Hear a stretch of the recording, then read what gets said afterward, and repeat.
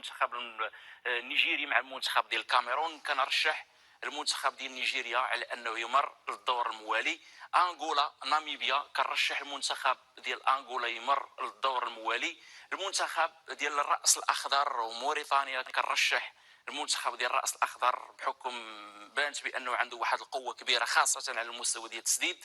المغرب، جنوب افريقيا، كنرشح المنتخب الوطني المغربي على انه يمر للدور ربع النهائي من هذه المواجهات هذو.